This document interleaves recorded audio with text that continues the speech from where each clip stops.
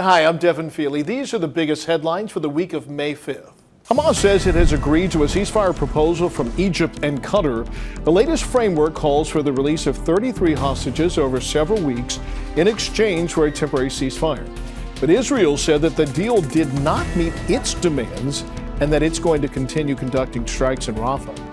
Police in Antioch arrested a murder suspect after a 3-hour-long search. They lifted the shelter-in-place order shortly after taking 28-year-old Carlos Palacios into custody. According to police, he was wanted in a homicide case out of Stockton.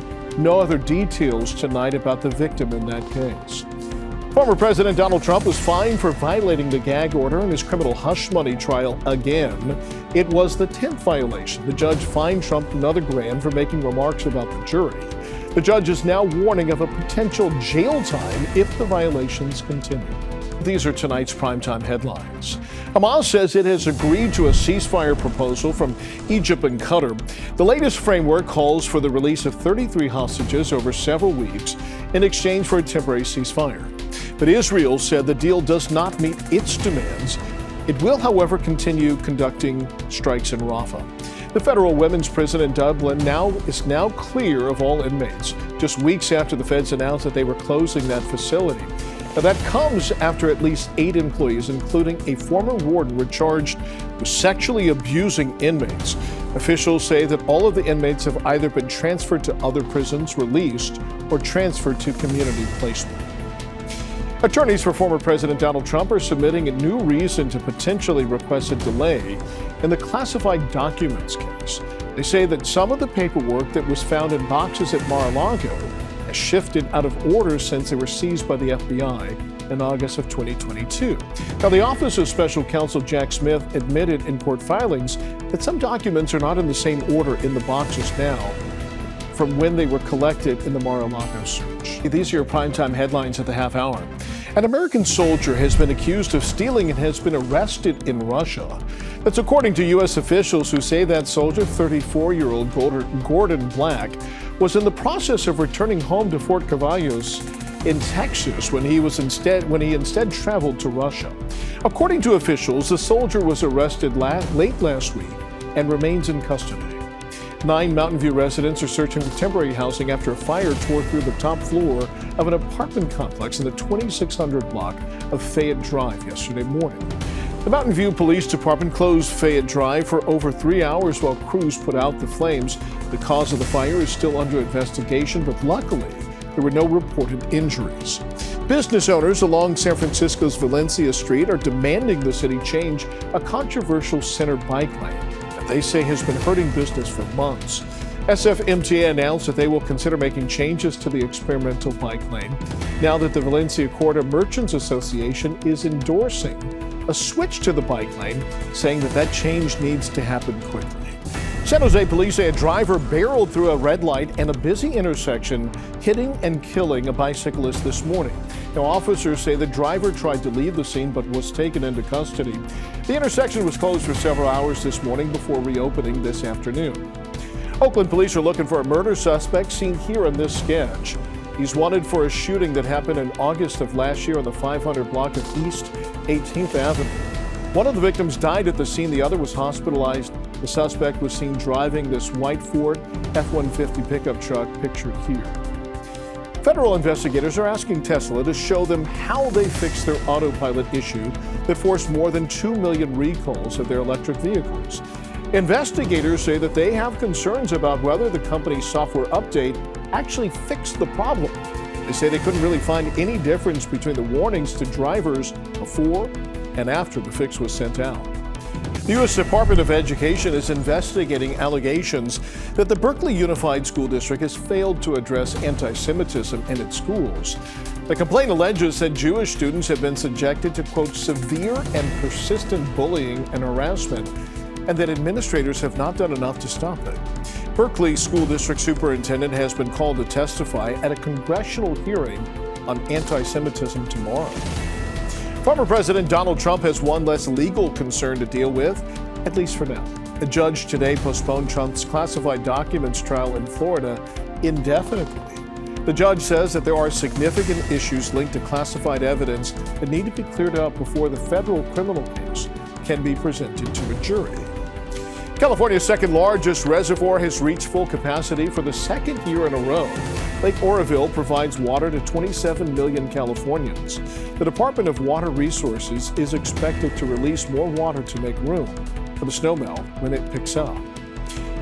The U.S. is pausing its latest shipment of bombs to Israel as a sign of disapproval against Prime Minister Benjamin Netanyahu's plans to fully invade Rafah. Israeli troops have already taken control of a key border crossing in Rafah already, and fears of a full-scale invasion of the city are mounting as ceasefire talks with Hamas and Israeli officials continue.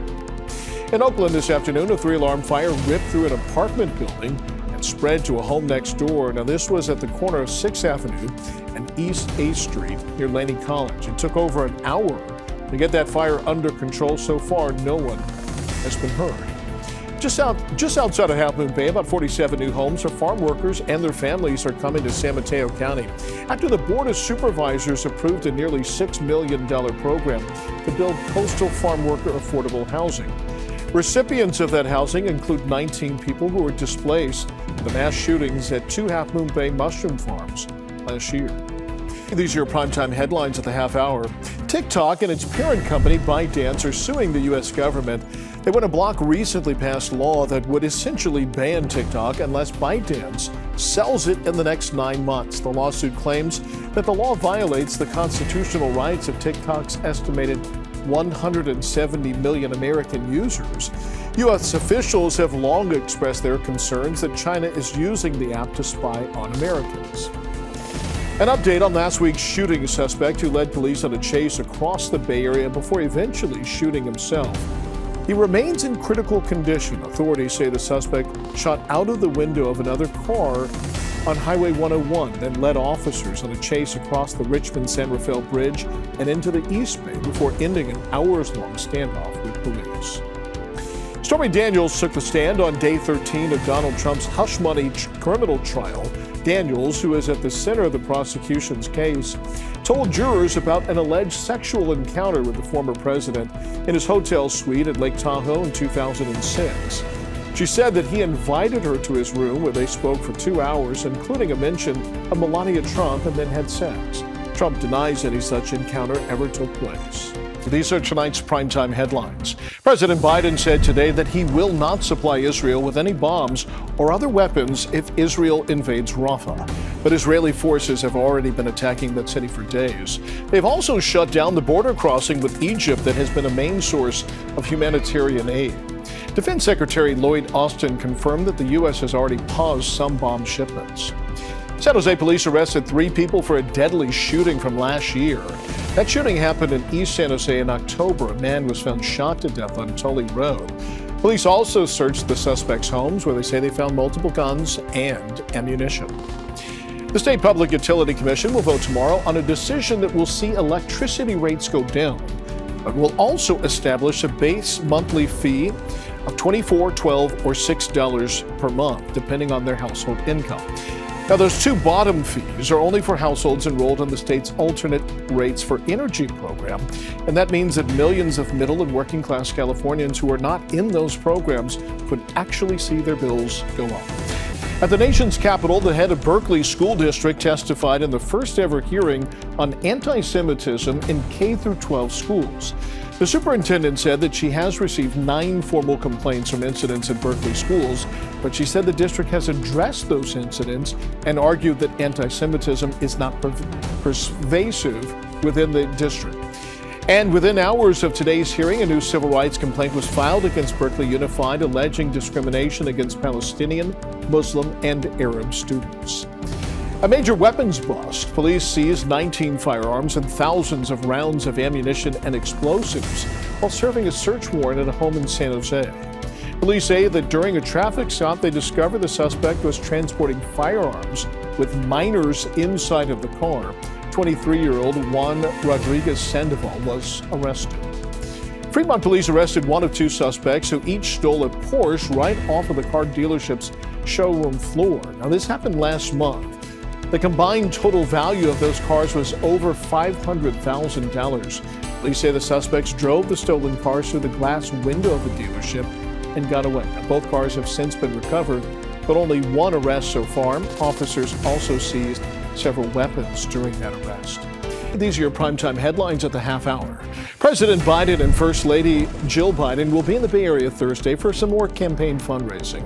We don't know much about exactly where they're going to be. The White House only said that the president has two campaign events on Friday, and we do know that the First Lady is going to attend a different fundraiser Thursday night somewhere in Marin County. A federal judge today questioned whether Apple has set up hurdles to discourage the use of alternate payment options in the iPhone app, despite a court order seeking to create more ways for consumers to pay for digital services. Today's hearing focused on whether Apple is still steering U.S. consumers to its once exclusive app payment system and is just the latest legal action to examine whether Apple is illegally stifling competition. Officials with the California Department of Public Health issued a warning today to consumers seeking Botox injections, saying that counterfeit Botox has been found in multiple states, including California, and has already caused hospitalizations and other serious reactions, urging anyone thinking about getting them to make sure that they do so from a licensed and trained professional in a healthcare setting, and not to go through any online sources or unlicensed individuals. These are tonight's primetime headlines. In Alameda County, several cars caught fire dangerously close to some homes in a Hayward neighborhood. Our chopper was over the scene as neighbors got out their hoses and started spraying down their properties. Firefighters worked to keep those flames from spreading to nearby homes. No word yet on the cause of the fire. Governor Gavin Newsom is urging officials to move forward on building affordable housing for farm workers in Half Moon Bay. Many farm workers in that community are in need of better housing after losing theirs in a mass shooting last year. City officials have delayed votes on that project several times, but Newsom said that he's going to take all necessary steps to hold them accountable. Adult film star Stormy Daniels wrapped up her testimony for former President Donald Trump's hush money trial in New York City. Daniels gave new details about her alleged sexual encounter with the former president. Trump's attorney accused her of making that entire story up.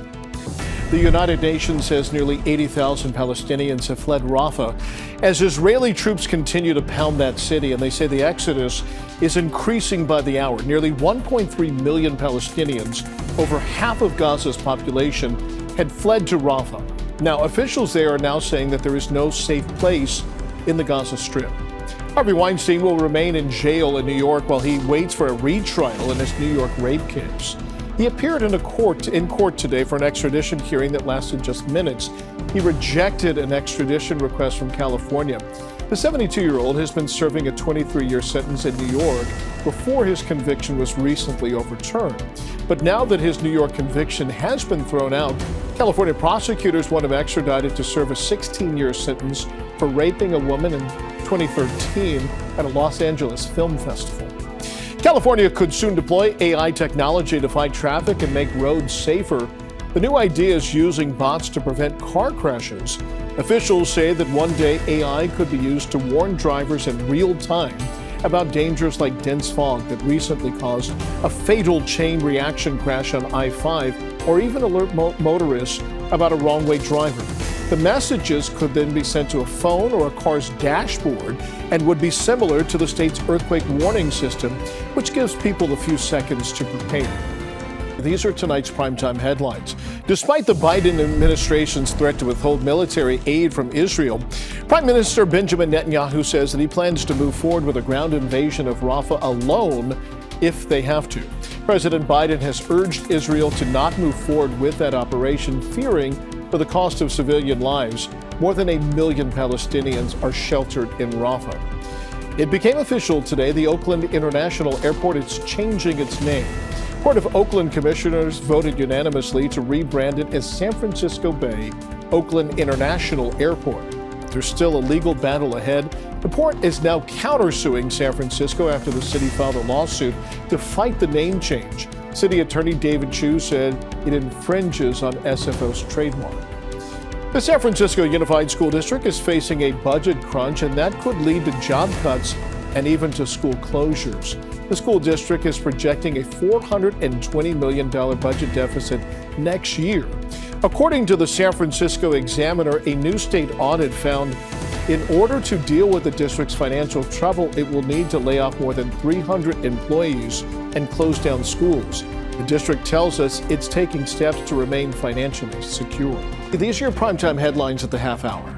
The California Public Utilities Commission voted unanimously to change how power companies calculate their customers' bills. There will now be a fixed charge to people's power bills each month. For most households, it's going to be $24 a month. Lower income customers would have a flat rate of $6 or $12. In exchange for the new charge, the price of electricity will drop by between 5 and 7 cents per kilowatt hour.